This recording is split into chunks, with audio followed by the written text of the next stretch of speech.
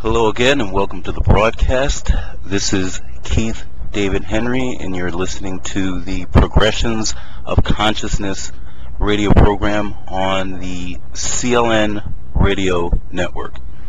We're going to get right into it today. We spoke a little bit last week about the websites and the book and everything, but now I want to get more into the meat of what this program is all about, and that is preparing us for the Aquarian age. I briefly mentioned that one of the problems that we have as a society is a lack of critical thinking. And, you know, I'm not asking that everyone become a philosopher necessarily, or that we start breaking down every little of information that we get. What's important is that we understand the nature of perception. The nature of perception. What is perception actually?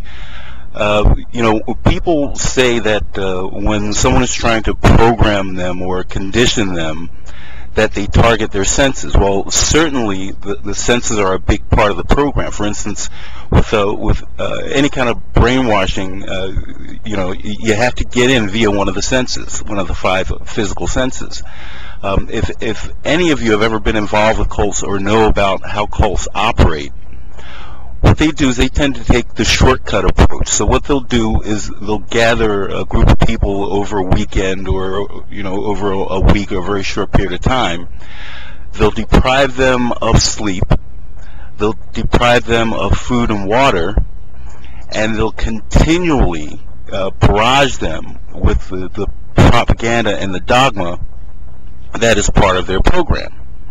And they do this for hours and hours and hours on end. Well, what are they actually targeting? Well, they're targeting the perception. They're not targeting the senses. It's extremely important for us to understand that the senses are working exactly as they're designed to work. The ears hear, the eyes see, the fingers or the nerves feel. There's nothing wrong with that. So throw away the idea that there's something intrinsically wrong with the physical. You know, one of the big things that you know, modern monotheism and almost across the board stresses is that the body is bad or the body is evil. Well, this is, I can't say any more blunt, this is a lie. This is something that's designed to get you concentrating on the body and the physical. But the real thing you should be concentrating on is your perception. The point of the matter is that conditioning and programming is always targeted toward the perception. And the perception is the only thing that you have that you are 100% in control of unless you give it up to somebody else. What I mean by that is this. You can't control what you hear. If you're walking down the street and somebody starts screaming, you can't keep from hearing that unless you're wearing earplugs. If you walk outside and the sun is shining, you can't keep from seeing the sun. It's bright. It's right there. You can't stop your eyes from seeing. The only thing you can do is respond to that stimuli. Now, what is actually happening with perception? Let's look specifically, for instance, at the sense of sight. With the sense of sight, you have neurons, which are light particles. I mean, not neurons, I'm sorry. You have photons, which are light particles. These light particles strike an object and reflect off of that object. The reflected light hits your eye and makes contact with your retina. The image that is captured on your retina is then transferred to your optic nerve, which is, you know, near the back of the eye. The optic nerve translates that information into an electronic signal, an electrical signal, and then sends that information to a very, very small area in the back of your brain. You know, it's a relatively small area. You know, maybe about the size of, you know, half a cigarette pack. I mean, it's a very, very small area. So since we're talking about light, it's fitting to bring to your realization that the brain is encased in a completely dark cavity called the skull. No actual light gets through that.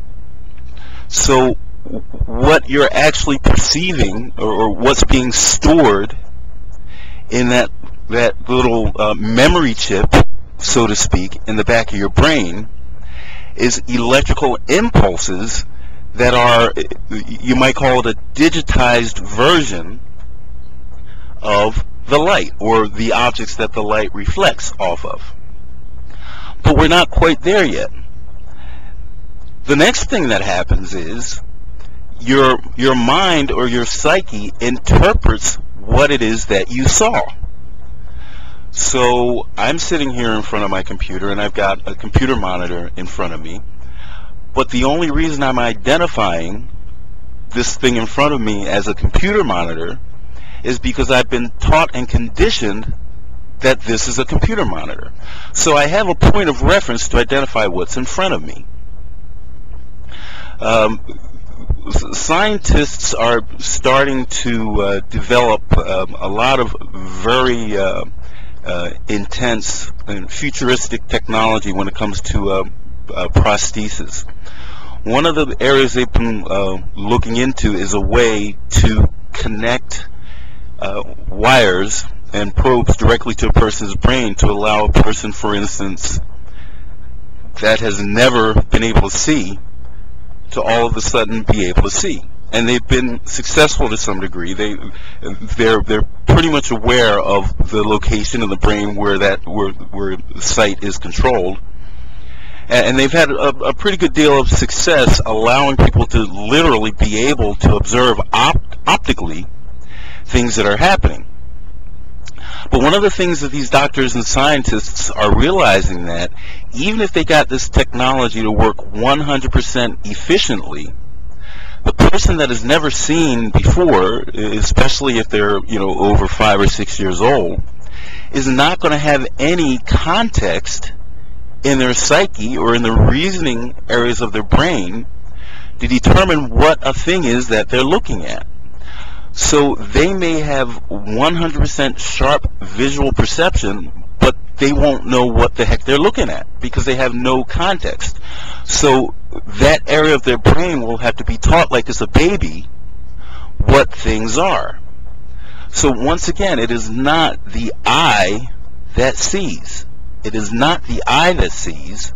It's the mind that sees.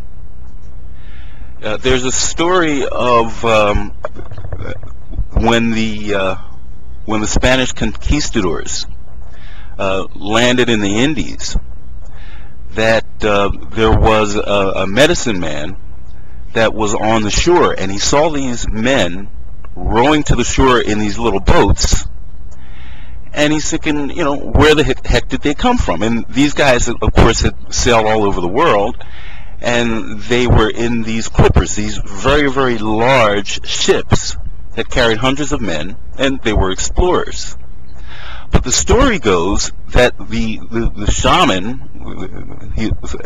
as he was called, was looking out on the water, and he saw these ripples in the water, but he couldn't see the ships. And the idea was that he had nothing within the context of his thinking to identify or define such a thing as a clipper, which is a huge ship that people sail around the world on, where that men might actually be coming from. He could see the little boats because they were used to that sort of thing. So as the story continues, day after day, he would go out onto the shore and look at the ripples, realizing that something was causing those ripples to exist. Well, eventually, something clicked, and he was able to see these huge ships sitting out off the shore from which these men had emerged.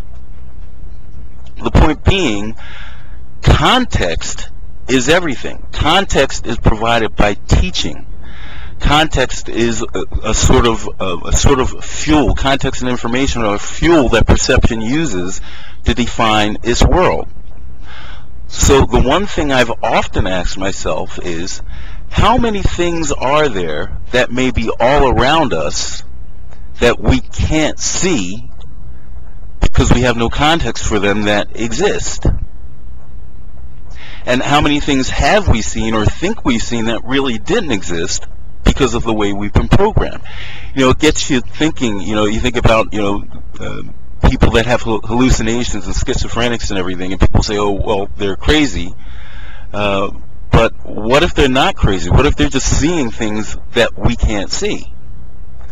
I'm not suggesting that any of these people, forego their medication, but it's just a way of thinking about things, because perception is everything.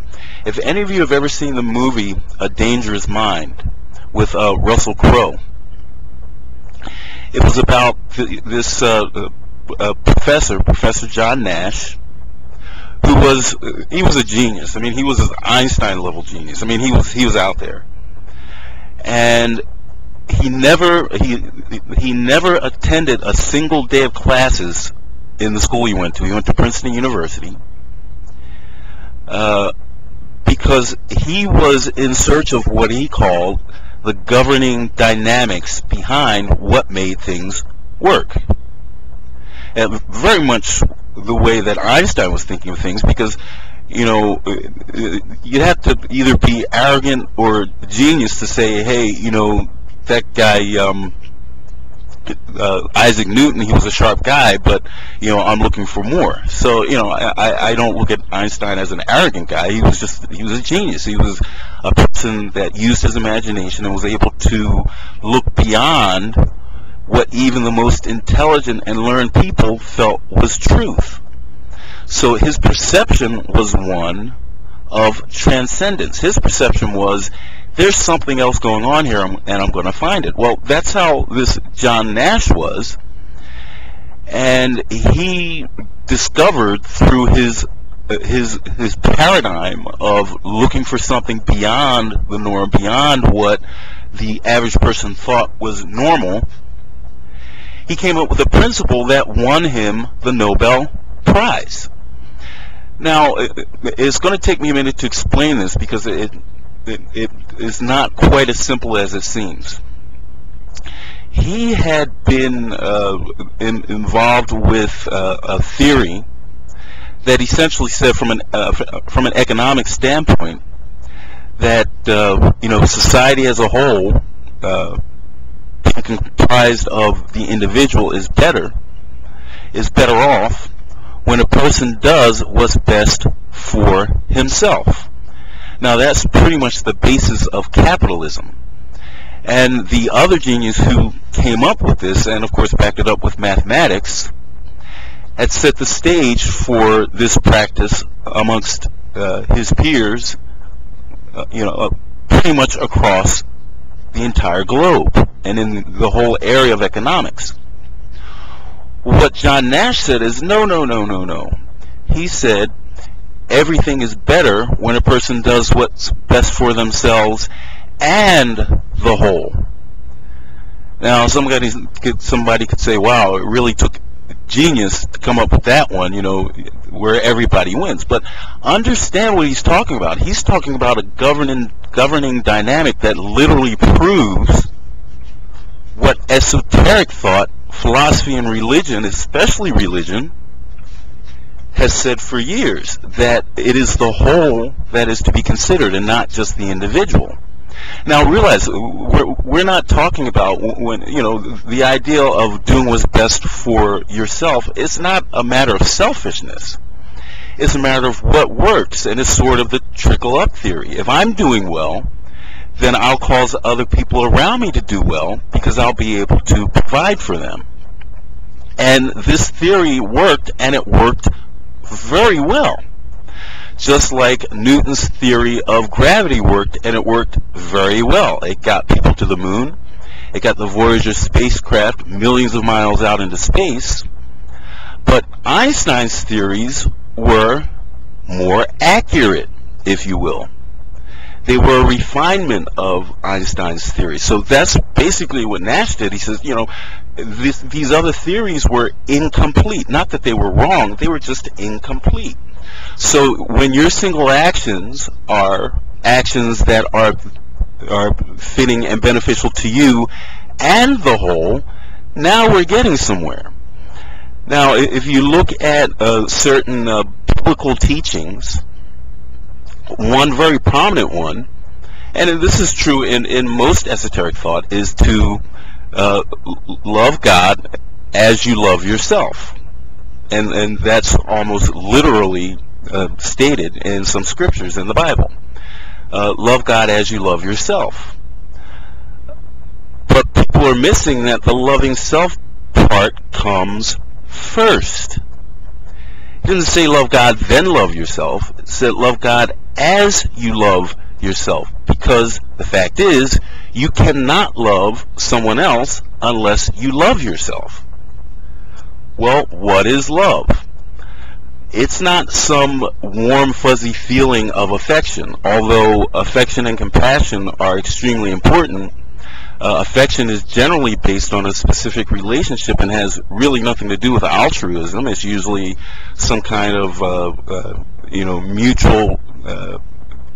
mutually beneficial relationship where there's affection. We have affection for our spouse or our significant other.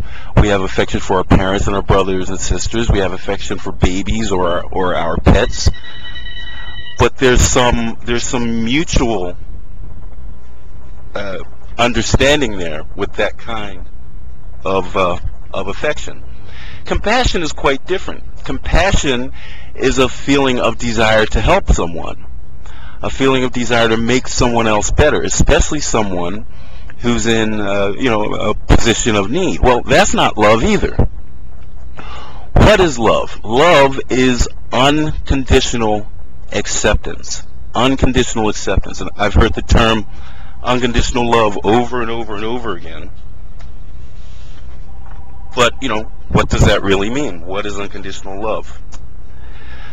It doesn't mean anything because you're using the word to define the word. I learned that in elementary English, that you can't use a word to define a word. So, unconditional love, I like to use the word unconditional acceptance. And unconditional acceptance does not mean that anything that comes down the pike you take. That's codependence. That's not love. Unconditional acceptance means that your standard of judgment is your own. Therefore, you honor and respect that other people's standard of judgment is their own. The principal component of unconditional acceptance or love is the realization that I myself am sovereign in my own life.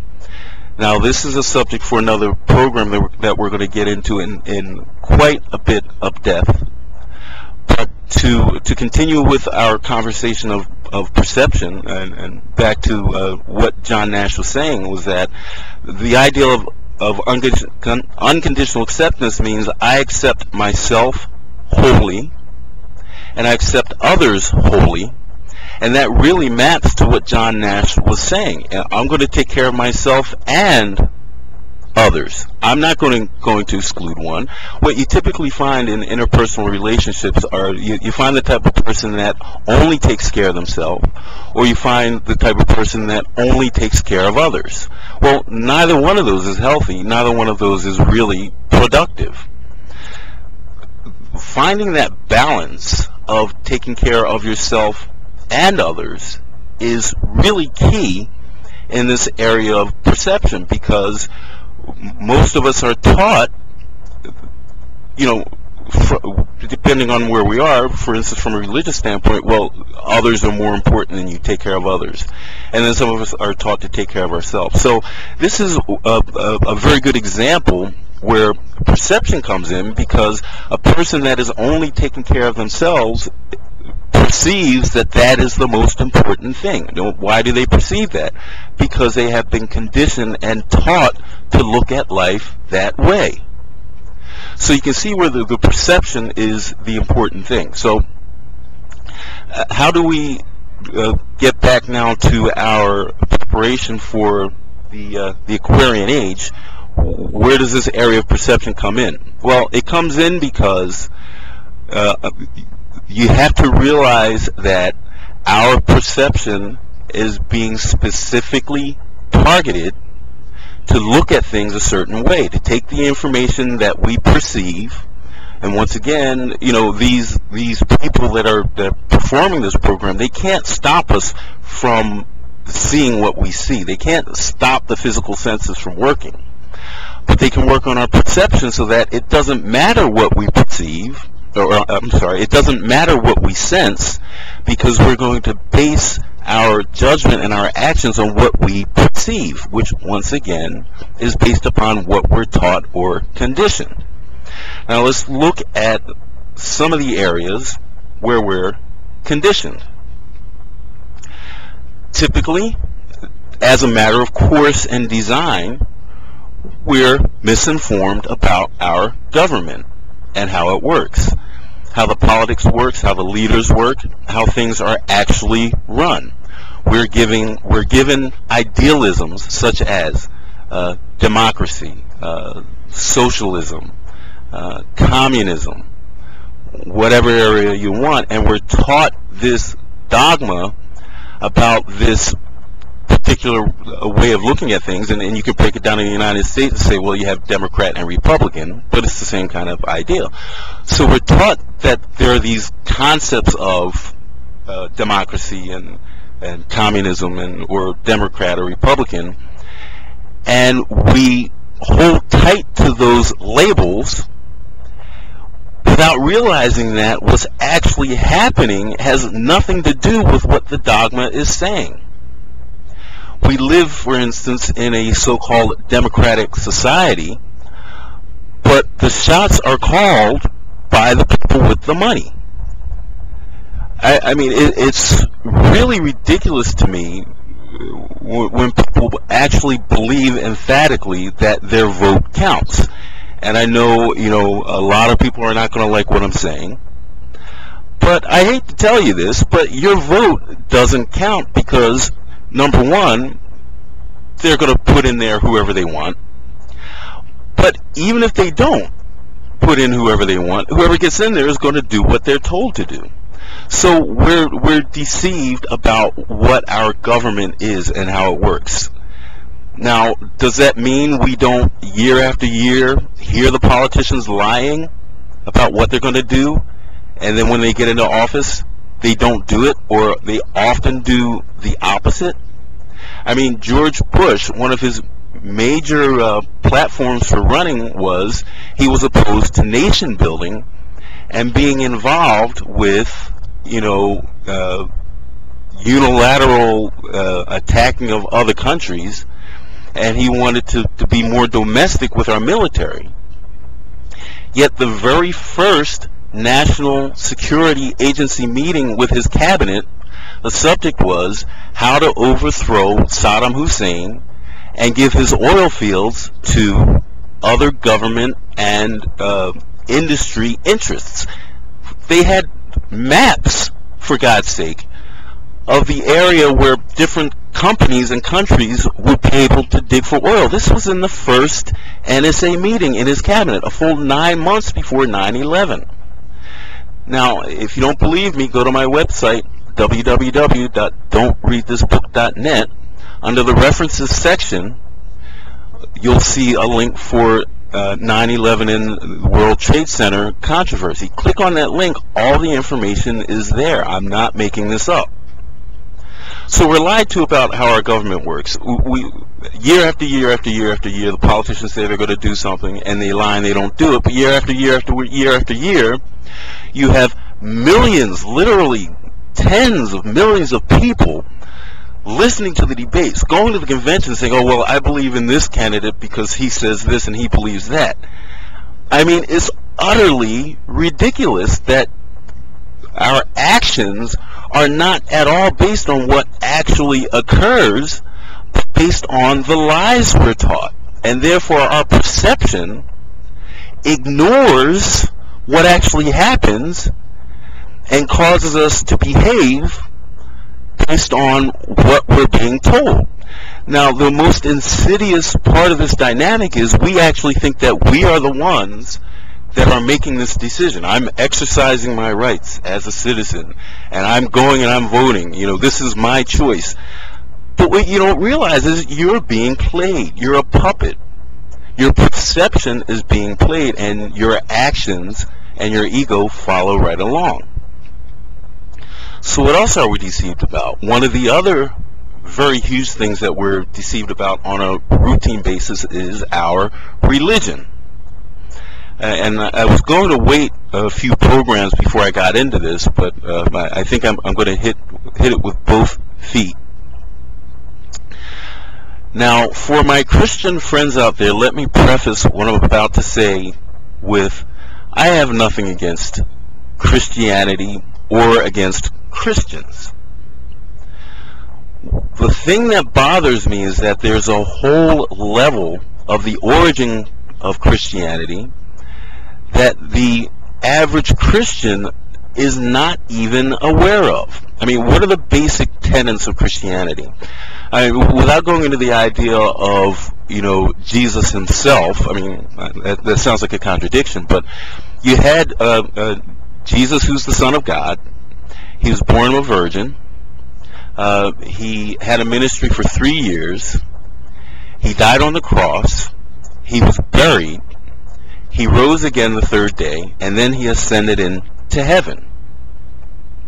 Now, that's the basic dogma of Christianity.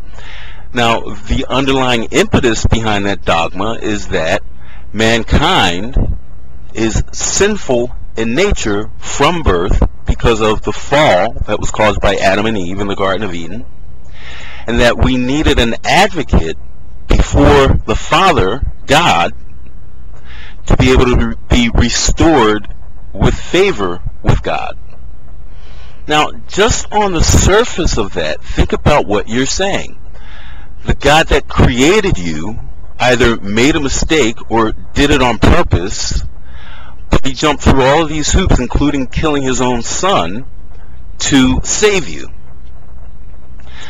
Now, what's important to see is when I started at the beginning of this conversation about the dogma of Jesus, and I started with the birth of Jesus from the virgin birth, and I went through to the rising again on the third day, that is a concept that's repeated over and over again for tens of thousands of years throughout history. It's only recently that the idea of original sin and the sacrifice of the Son of God for the sins of his people has come up as the reason for all of that stuff that I said before that. Meaning, you've got the birth of Jesus to the resurrection of Jesus. After that, it's all dogma that has been added to the equation. One of the most common examples of this transference of myth from these older religions is the religion of Mithraism. Mithra was born on December 25th. He had very many of the same characteristics of the myth of Christianity. When I say myth, I don't mean something that's not true. Myth is an esoteric underlying premise of a story. It's like a story that has basis to it. It's not a negative term at all. And Mithra, as a matter of fact, Mithra was a pagan cult, and a cult is not a bad thing either. It's just a society. It's the way people look at things or the way people do things. It's the same thing as a religion, same word. But Mithra was a pagan religion that had many tenets borrowed from it by Constantine and the Roman Church at that time. So very few people are aware, very few Christians are aware, that there are at least 16 other ideologies or religions that are thousands of years old that all had a Savior, being born of a virgin, having 12 disciples, being crucified on a cross or a tree, being buried for 3 days, rising from the dead, and then ascending. what that mythology is, what it's referring to, is astrological or astronomical events that are happening in the heavens. And that, in Genesis, for instance, the Bible says that the stars are for you. They're for signs and seasons. They're to explain to you what's going on. And if the average Christian were more informed or educated, he would realize that the skies, the heavens, are his Bible. Very few Christians, as I started to say, are aware of the origins of their dogma, of their mythology.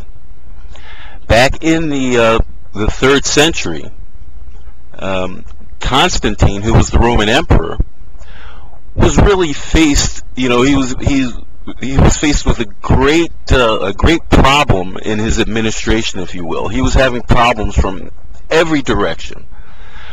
And he was looking for a way to consolidate his power of the government and of the religion, because at this point the Roman government had become a theocracy, which is kind of a combination of deism and government. And we still sort of see, the trappings of that in our government, because, it's said that, this is God's country, and we're a Christian nation, so forth and so on. Well, Constantine in the 3rd century was confronted with people that were very high in the hierarchy of the church that were saying, wait a minute, who's this God that we're worshiping? He's nothing more than a pharaoh that proclaimed himself to be God. I mean, it was actually the standard practice of the pharaohs to be considered God. But this particular pharaoh was not even an Egyptian. The Egyptians had been conquered by another country. So this particular pharaoh wanted to be proclaimed God, but the priests were against it. But, if you kill enough people, you can start changing their minds about what's expedient. So, after all, he was allowed to become a god, and he was worshipped as God. And this very priest, or this very pharaoh that we're talking about, was called the Christ. He was called God, and he was worshipped as God. Well, all Constantine did was he took the stories about Jesus Christ, and he decided that these stories would relate to Jesus Christ as the Son of God. Now, this sounds a little fantastic, I know, but if you go to my website, you'll find several sources of references, and I'm not going to cite the references on this program because the references are on the website, and you can look at them for yourself. But the reason you have the 12 disciples, the reason you have the death, burial, and resurrection, this is all leading to an understanding of the cosmos and of the universe that the Mayans had many thousand years ago and used it as a basis for their astrology and their predictions for the world. When you look at the cross that is represented, especially in Catholicism, or in any offshoot of Catholicism, which, whether you want to believe it or not, every religion that's based on the worship of Jesus Christ or the Son of God is an offshoot of Catholicism. Why do they all have a cross with a circle around it?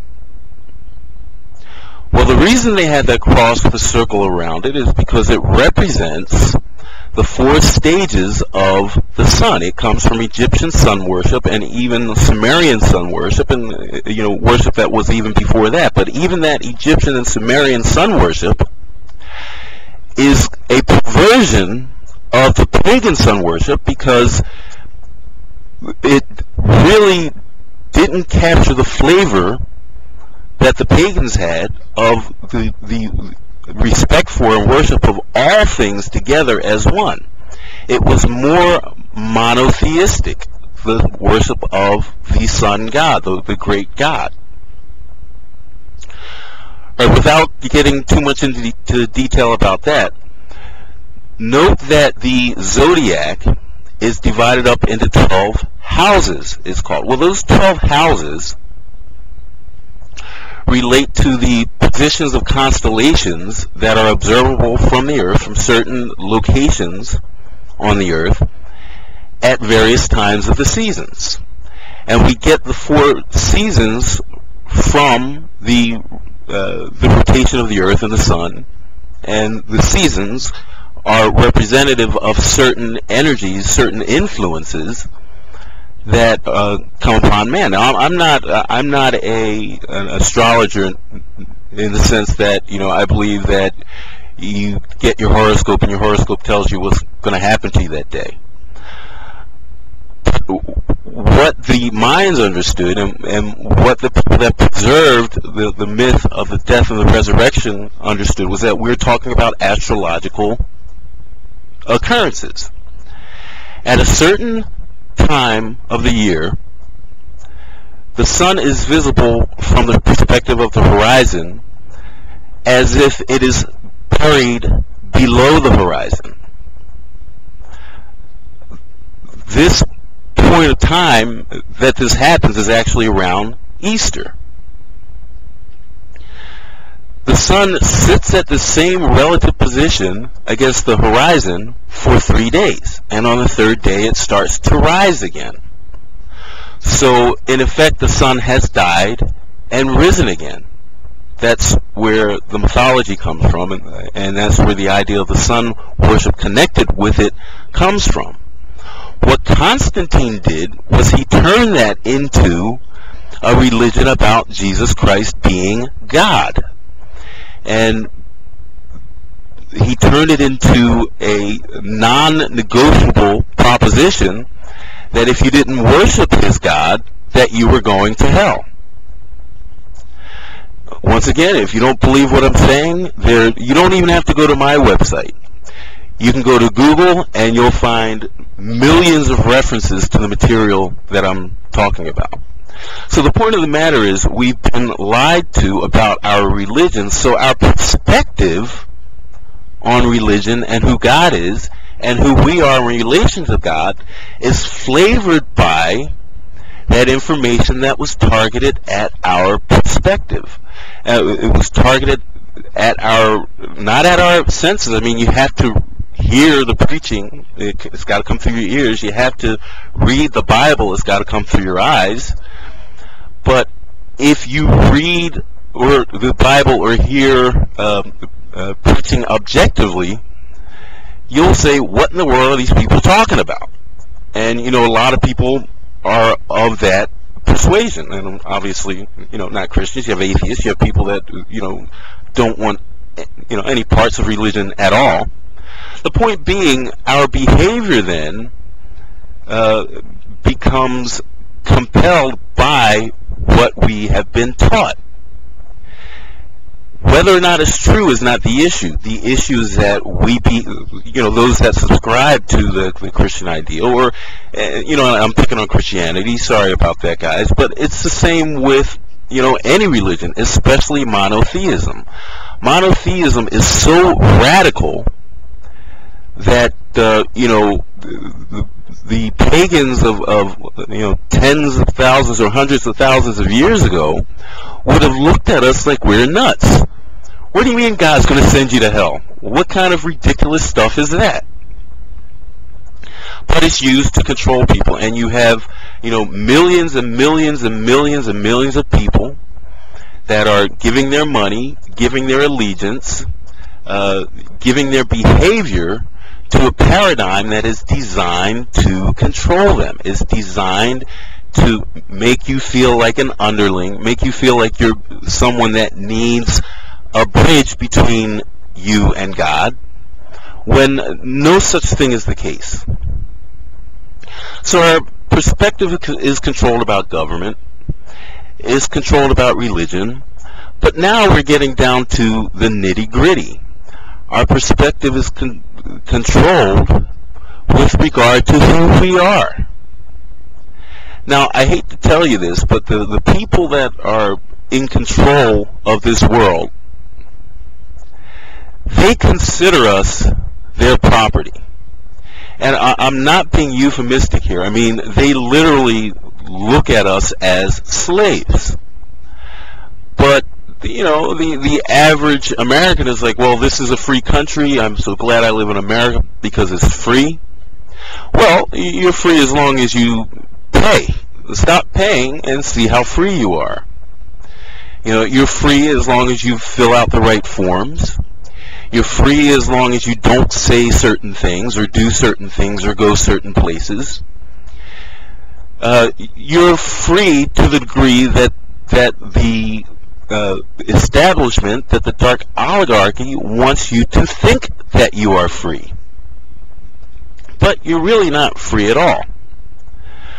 So in these key elements of our lives, our perception is being controlled. Now, when you look at each one of these, you look at the government, you look at religion, you look at laws and statutes and ordinances that are designed to regulate the way that we behave and to make us feel dependent upon government. All three of these venues have one very important thing in common. They all discourage critical thought. They all discourage an objective approach to the subject. And one of the primary ways this is accomplished is by capitalizing on the concept of dualism. Dualism is the ideal that a certain entity or a certain interest or a certain thing, quote unquote, has two poles to it. The most common of these is positive and negative. There are other things such as right and wrong, good and bad, up and down, in and out. These are all examples of polarity that are part of a paradigm of dualism. What our perception has been conditioned to perceive is that dualism is the same as opposition. In other words, if a certain element or entity has dualism as a property, then those dualistic aspects are opposite. For instance, up is the opposite of down. In is the opposite of out. Good is the opposite of bad, etc., etc., etc. Well, the way our perceptions perceive dualism is in a paradigm of opposition. They are opposed to each other. They're opposites. But that is not the most healthy or even pragmatic way to perceive duality. Duality is better perceived from a standpoint of inner relationship, or I like to use the word relativity. So whereas our perception has been pretty much oriented through conditioning to opposition, we've steered away from the ideal of relativity, so that up is not the opposite of down. Up is indeed related to down, and up and down are part of a single reality.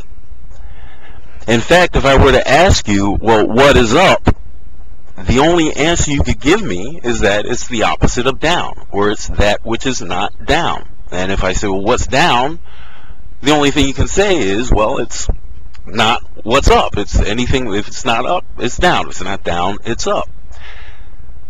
What the average person won't understand is that up and down are not opposites, but they are part of a single element called direction that expresses itself in relativity. They don't fight each other, they complement each other. They are one and the same, but they express themselves in relativity. what you have with this mechanism of mind control is people fighting each other. So when you talk about government, you have the Democrat fighting the Republican. You have communism fighting democracy. When you talk about religion, you have the Christians fighting the Muslims, or the Jews fighting the pagans. And when you talk about ourselves, we typically are steeped with internal conflict. One of the primary ones, which I will get into great detail in a successive show, is our own emotions. We are taught to resist our emotions. Now, just as a, to whet your appetite about what we'll be talking about in an ensuing show, is that our emotions, especially the ones that pop up without us doing anything for them to pop up, the spontaneous ones, are the voice of the subconscious. Not the message of the subconscious, but the voice of the subconscious. The message may seem relatively unrelated to the voice, and that's something we'll get into in detail. But all of these things are designed to keep us from thinking critically and get us pigeonholed into a paradigm of opposition rather than relativity. A critical thinking paradigm, or a critical thinker, looks at things from the standpoint of relativity. How do they relate to each other? This is how Einstein came up with his special and general theory of relativity. This is how John Nash came up with his Nobel Prize winning governing dynamics to the function of man. His ability to think critically, to take concepts that the average person considered absolutely normal and correct, and to look at them from a standpoint of critical relativity. So as we started talking about last week the nature of physical reality, we started talking about the atom. And we started talking about the makeup of the atom and how it was all space, or practically all space, and very, very little mass.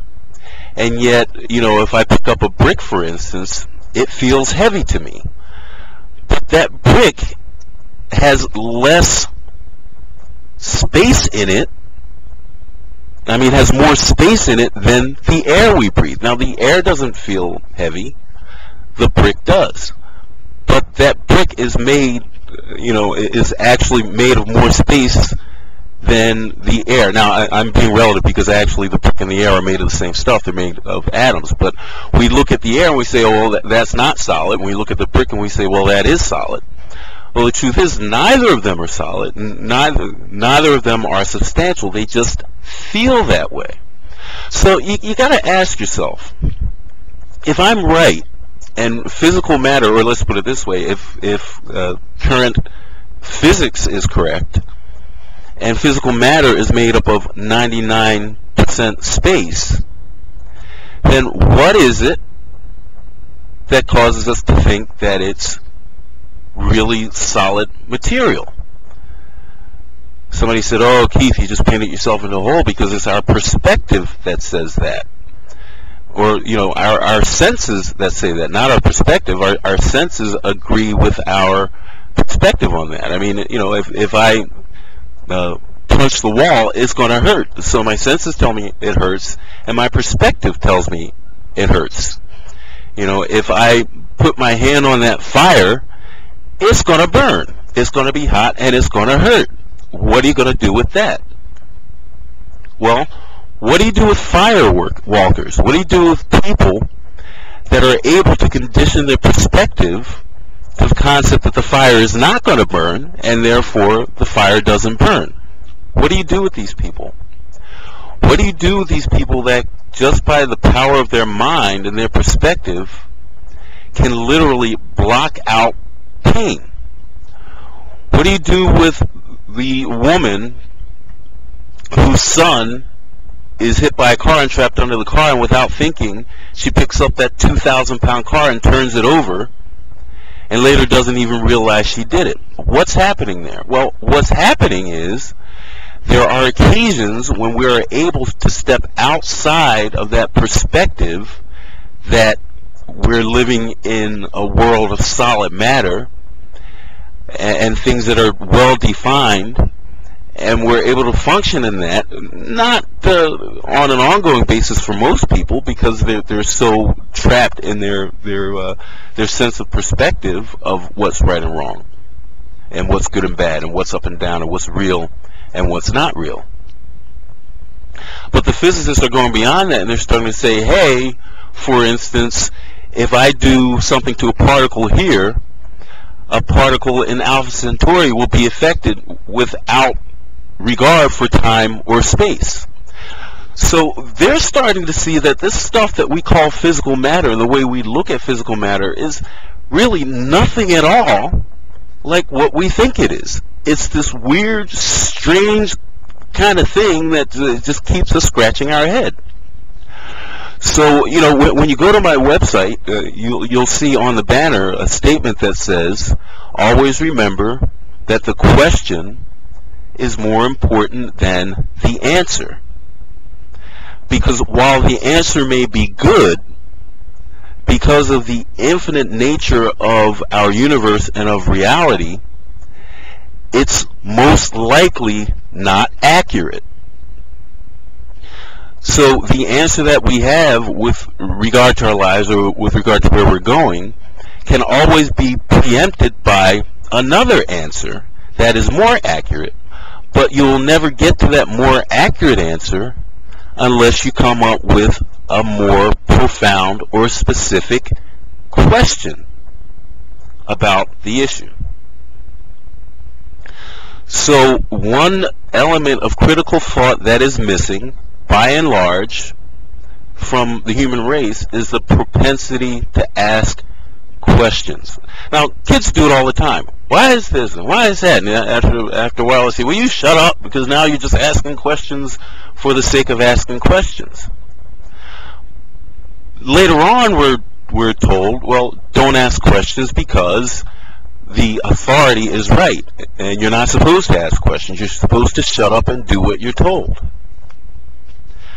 But, you know, I was one, and I know many listeners were also in the same camp, especially people that went to religious schools or Catholic schools, and, you know, they were oriented toward looking at things critically, and they would ask questions, and after a while, whoever was in charge of the class would say, "Will you stop asking questions? Those questions don't make any sense." For instance, you know, one of the common ones we hear, well, you know, where did Cain get his wife? And people kind of laugh it off and say, well, you know, that's a ridiculous question because it's immaterial. But it's not immaterial. I mean, this guy was walking around throughout the earth, and he, according to the Bible, he has God to put a mark on him so that the people that were there wouldn't kill him. Well, why were they going to kill him? Because somehow they knew that he just killed an innocent guy, and if they saw that mark, they would have gotten rid of him. Now, I don't know, you know, all of what's behind that mark and what it means. I really haven't studied it, but the question is, there were people around. Now, once again, I'm not going to get into a debate about that question. The point I'm trying to make is that the idea that the question is asked is the most important thing, because once you ask that question, then you're forced to ask other questions. Well, there were other people there. Where did those people come from? All right, so that's the kind of thing that we have been moved away from asking. So the nature of perception is that it causes us to look at life through the lens of what we have been taught. It is not based upon what our senses in. It's not based on the information that our senses give us. We pretty much filter that information into an outlook that has been conditioned into us. And that conditioning is, by and large, a product of what we have been taught. Now, for some of us, that perception is based on our ability and our desire to reach beyond what we're taught and to get more information. Now, what I'm about to say, you really need to pay attention to it. The purpose of getting information, of gaining information, of research, is to come up with a question, not with an answer. I'm going to say that again. The purpose of true research, if I can say it in a different way, the purpose of true research is to come up with a question, not to come up with an answer. Now, of course, you're going to come up with some answers during your research, but if those answers don't lead to another question, it's time to stop researching and ask another question. Now, you can take a little hiatus. I mean, you can say, okay, well, you know, Newton has taught us a lot about gravity. Let's build a spaceship and go to the moon, or let's launch satellites, or, you know, let's make a Hubble telescope. But for the love of Pete, do not say, this is all there is to gravity, and that's it. Well, that's pretty much what science did, and it worked pretty well. But what Einstein did works even better. So the bottom line, and where we're going with this program in the nature of perception, is to say that the target of our growth, the thing that we should be looking at and concentrating on, that is going to equip us to be architects of the Aquarian age, is our perception. We need to begin to re-educate our perception. We don't need to change the body. We don't need to say, oh, well, the body is evil, and beat it into submission. We don't need to say, okay, well, I need to pray more, or I need to become spiritual, or I need to be rituals, or I need to get closer to God. All of those things are in place and are functioning perfectly well. What we need to do is cultivate our perception. That's going to be the key. Cultivate our perception. There are many, many peripheral elements to that cultivation, and we're going to get to that in the next program. I want to remind everyone that you're listening to the Progressions of Consciousness Internet Radio broadcast. My name is Keith David Henry, and we're on the CLN radio network. That's www.clnradio.com. I encourage you to visit my website, www.don'treadthisbook.net, to check out some of the references from this program. And I would like you to also check out the books that I have out there. It's a trilogy. It's the Architects of the Aquarian Age trilogy. And that's a lot of the material that we're covering here. Until next time, I'll see you later.